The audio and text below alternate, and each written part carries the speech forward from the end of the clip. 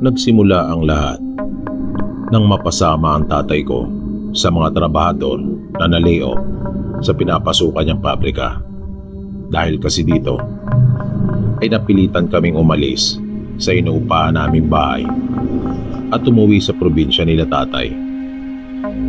Pansamantala kami noong nakituloy sa bahay ng mga magulang niya. Buhay pa noon sila lolo at lola. Pareho na silang matanda noong mga panahong iyon at medyo nahihirapan ng kumilos. Kaya ikinatuwa nila yung pagdating namin sa kanila dahil kahit paano ay meron ng mag-aasikaso ng mga bagay na hindi na nila kaya pang gawin. Yun yung unang pagkakataon na nakita namin ang kapatid ko, sina lolo. Pareho naman silang mabait sa amin at naging maayos naman yung mga unang araw namin doon. Simple lang ang bahay nila at medyo may kalumaan na, pero katamtaman naman ang laki nito. Kaya lang nasa liblib itong lugar. Malayo ito sa kalsada kung kaya walang kuryente. Dahil dito ay medyo nanibago kami. Wala rin silang gripo kung kaya kailangan mong mag-igib ng tubig. At sa unang pagkakataon nga ay nakakita ako ng banga kung saan namin inilalagay yung aming mga inigib. Hindi rin uso sa kanila ang kalan, kung kaya natutunan din namin ang pangangahoy. Isang hapon nang nag-iigib ako, habang nilalagyan ko ng tubig yung galon ay may narinig akong mga pagkaluskos sa aking likuran. Kung kaya kaagad akong napalingon. Ang akala ko ay sumunod sa akin yung alagang aso nila lolo. Pero nakapagtatakang wala akong nakita. Binaliwala ko naman iyon at hindi masyadong pinagtuunan ng pansin. Naisip ko kasi na baka may hayop lang na mabilis na dumaan. Marami rin kasing alagang manok sila lolo. Ipinagpatuloy ko yung aking ginagawa at nang mapuno ko na ang lahat ng galon ay tumayo na rin ako. Binuhat ko yung mga galon at umalis na. Pero nakakailang hakbang pa lang ako, pagtingin ko sa harapan ay may nakita akong isang figura. May mga 10 di pa rin siguro ang layo namin sa isa't isa. Para yung isang malaking aso na nakaupo, pero iba ang kulay nito. Kaya nasiguro kong hindi ito yung alaga namin sa bahay. Itim itong lahat. Natigilan ako at tuminto sa aking paglakad. Hindi muna ako gumalaw at akin itong pinakiramdaman. Itinuon ko ang aking atensyon sa nilalang. Pero laking gulat ko nang bigla na lang itong kumilos. Tumayo ito at mabilis na tumakbo. Isa iyong tao. Bigla ako nagtaka at halos hindi ako makapaniwala sa aking nakita. Dahil sa isang malaking aso talaga ang una kong nakitang nakaupo sa aking daraanan. Nang sigurado na akong wala na yung nilalang ay saka pala ang mga ako nagpatuloy sa aking paglakad. Nang nasa bahay na ako ay ikinuwento ko kay lola yung aking nakita. Nakangiti lang ito at sinabing alaga daw iyon ni lolo. Kung ano man yung nilalang na iyon ay hindi na niya sinabi pa sa akin. Pero isa ang akin nasisiguro, hindi iyon isang tao.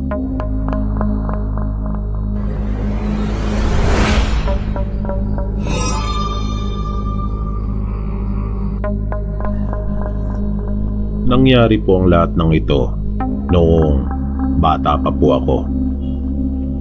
Papunta kami noon sa lamay ng tiyoy ni mama sa Lemery, Batangas. Ginabi na kami sa biyahe dahil pumasok pa sila ni papa sa kanilang mga trabaho. Madilim yung dinaraanan namin.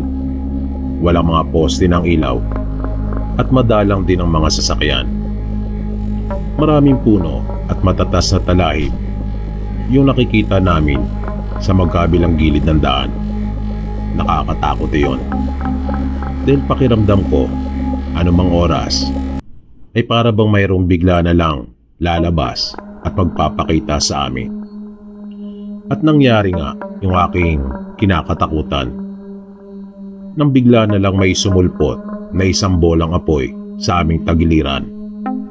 Para iyong may buhay na gumagalaw ng kusa at mag-isa. At parang sinusundan kami. Pero kalaunan ay bigla na lang rin itong nawala. Makalipas ang halos may kalahating oras pa na pagbiyahe, ay narating na rin namin sa wakas yung bahay ng tsuwi ni Mama. Naabutan namin ang maraming mga tao na nakikipaglamay. Kilala kasi sa kanilang lugar ang tsuwi ni Mama na isang mabait na tao at madaling lapitan. Kung kaya marami ang nagmamahal dito. Malaki yung bahay nila, 2 palapag, pero may kalumaan na at sinaunang pagkakayari. Kung kaya medyo nakapagdulot sa akin iyon ng kaunting takot. Ipinakilala ako ni Mama sa mga kamag-anak namin at nakipagkwentuhan. Sinabi ko kay Mama na gusto kong magbanyo. Kung kaya kanya namang itinuro sa akin kung saan ito naroon. Bumaba ako at sinunod ko yung itinuro sa akin ni Mama. Nang nasa paanan na ako ng hagdan ay sinundan ko yung pasilyo patungo sa likod ng bahay. Medyo madilim sa bahaging iyon kung kaya medyo natakot ako at nagalangan. Pero yung mismong banyo ay naiilawan naman ng isang bombilya. At ito na rin yung nagbibigay ng liwanag hanggang doon sa pasilyo. Pagpasok ko na sa banyo ay hindi ko yon isinara. Hinawakan ko lang yung pinto. Para kung sakaling may magbukas para gumamit, ay pipigilan ko at sasabihing may tao pa na nasa loob. At dito ko na naranasan ang pinaka-nakakatakot na pangyayari sa buhay ko. Na nakaupo na ako sa inidoro ay meron akong naramdamang biglang tumama sa ulo ko. Kung kaya agad akong napatingin para alamin kung ano yung bagay na yon na tumama sa akin. At laking gulat ko nang makita ko talaga ang isang paa. Kaya dali-dali akong napatayo at lumabas habang itinataas ko yung aking suot na pantalon. Ikinagulat ko talaga at ipinagtaka ang pangyayaring iyon dahil wala naman akong nakita pagpasok ko. Pag-akyat ko sa itaas, sinikreto ko si Mama at kaagad kong sinabi sa kanya yung nangyari. Narinig naman ito ng pinsan niya, kung kaya sumali din ito sa aming usapan. At doon pa lang namin nalaman na nagpakamatay pala ang tsuwi ni Mama dahil sa hindi nakayanan ang matinding problema sa pamamagitan ng pagbibigti. At doon ito nagbigti mismo sa banyo. Wala kasi silang nabanggit kay Mama, basta ang sabi lang nila namatay na ang tsuwi niya at kasalukuyang ang nakaburol sa kanilang bahay. Humaba pa ang kwentuhan kung kaya naikwento din ni Mama yung ukol sa bolang apoy na aming nakita habang papunta sa kanila. At sabi ng pinsan niya, baka may kaugnayan rin ang pangyayaring iyon sa naranasan ko. Baka daw multo iyon ng tsuwi ni Mama.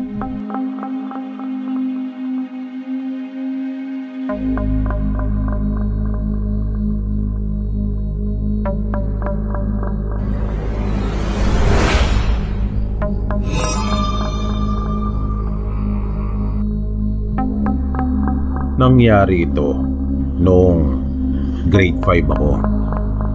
Bagong lipat lang kami noon sa probinsya. Kaya bago lang rin ako sa paaralan namin. Napaaga ako ng pasok nung araw na yon. Malayo din kasi ang kailangan pang lakarin bago makarating sa paaralan. Kung kaya maaga akong umalis sa bahay namin. Pero may ilan na ring estudyante na naroon. Mga 4 din siguro kami at pang-5 yung gwardiya. Magkakahiwalay kami ng pwesto. Nahiya naman akong lumapit sa kanila at makipagkwentuhan dahil hindi ko naman sila kilala. Kaya tahimik lang ako nakaupo at pinagmamasdan ang paligid ng paaralan. Malaki ito at malawak. Hanggang sa nakaramdam ako na kailangan kong magbanyo. Lumapit ako sa gwardiya at nagtanong. Nang nasa daan na ako papunta sa banyo, parang may naramdaman akong kakaiba at parang may biglang nagbago sa aking kapaligiran. Nagibang bigla yung temperatura. Nagsimula na rin magtayuan yung mga balahibo ko sa braso. Hindi ko maipaliwanag kung bakit bigla akong nakaramdam ng ganon. Nakita ko na yung pinto ng banyo at nakasara iyon. Nagmamadali ko itong binuksan at kaagad akong pumasok. Hindi ko na kaya pang pigilin. Nang lalabas na ako, naramdaman kong parang mayroong ibang pang tao na nasa loob maliban sa akin.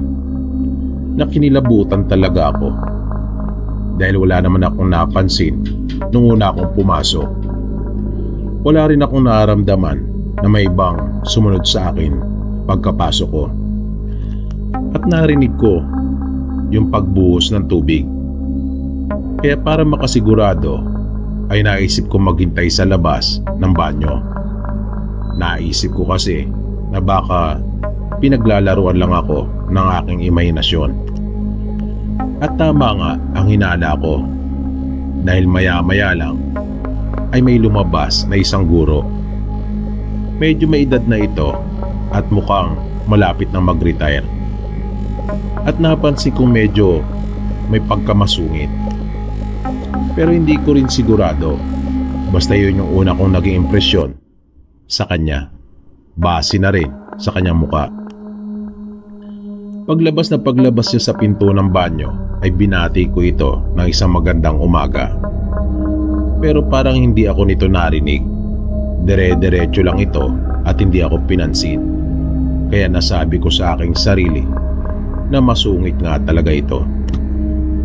Bumalik ako sa pwesto ko at unti-unti nang dumarami at nagsisidatingan yung iba pang mga estudyante.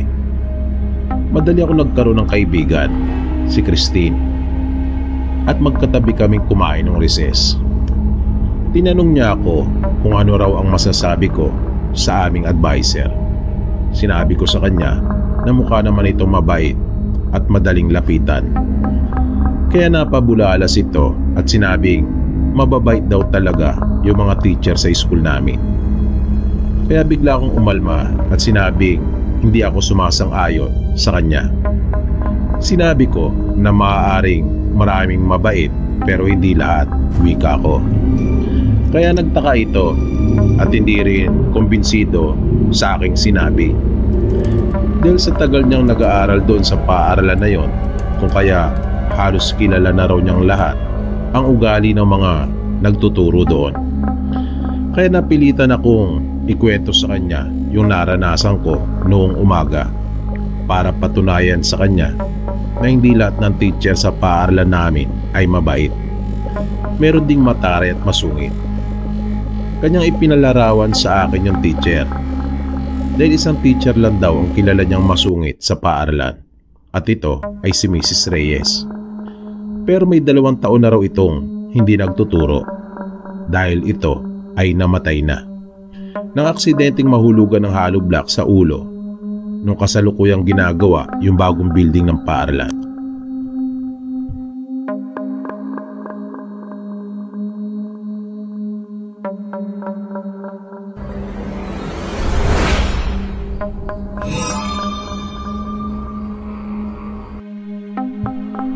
At inilarawan ko nga kay Christine yung guro na nakita ko nung umaga. At tumutugma nga ito sa sinasabi niyang Mrs. Reyes.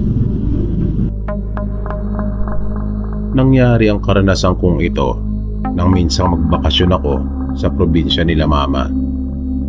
Niyaya ako ng isang kapatid niya na si Tio Danny na doon naman daw matulog sa kanila at kanya raw akong kakatayan ng manok. Ganun kasi sa probinsya nila mama, halos lahat ng kamag-anak ay gusto na bumisita ka at matulog sa kanilang bahay. Sinabihan din ako ni Lola na akin na raw pagbigyan yung chewing ko sa hinihiling nito. At pinipilit din ako ng pinsang ko na anak ni Tio Danny. Pinangakuan pa nga ako nito na maliligo raw kami sa dagat sa kinabukasan. Kaya sumama ako at pinaunlakan yung kanilang panyaya. Medyo malayo din yung bahay nila mula kanila Lola, kung kaya madilim na ay naglalakad pa rin kami. May dala naman silang flashlight kaya ayos lang. Tinanong ko yung pinsang ko kung malayo pa bang sa kanila. Ngumiti siya sa akin. Nakuha ko naman ang ibig nitong sabihin, kung kaya napabuntong hininga na lamang ako dahil malayo pa ang aming lalakarin. Hindi pa naman ako sanay sa malayong lakaran at sa totoo lang pagod na rin ako noong mga sandaling iyon. Kaya nakiusap ako sa kanila na kung maaari ba magpahinga na muna kaming sandali. Inilabas ko yung aking panyo at pinunasan ng pawis. Habang yung pinsang ko naman ay pinaglalaruan yung flashlight at iniilawan yung paligid. Nang bigla na lang may mahagilap itong isang tao na nakayuko. Kahit yung pinsan na chewing ko ay nagulat. Dahil walang dahilan para makakita ng tao kung saan iyon naroon. Dahil hindi yun puntahan talaga ng tao. At ang isa pang ikinagulat namin ay hindi pang karaniwan itong bilis. Hindi rin ito sumagot sa chewing ko. At naramdaman kong alam nilang mag-ama kung ano talaga yung nakita namin. Nasabi ko ito base na rin sa mga ikinikilos nila. Pumunta sila sa harapan ko at para bang kanila akong pinoprotektahan. Hanggang sa may bigla na lang dumaan sa ibabaw ng ulo namin. Para yung isang malapad na kumot na mabilis lang dumaan. At bigla na rin yung naglaho.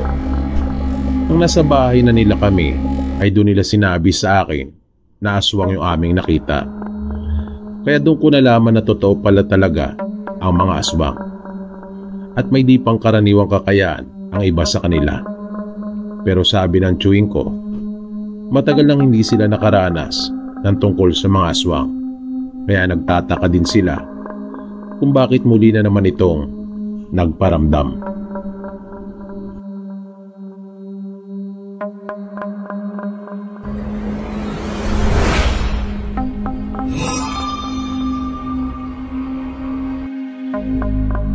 December din po noon at sunod-sunod ang mga Christmas party na dinadaluan ko.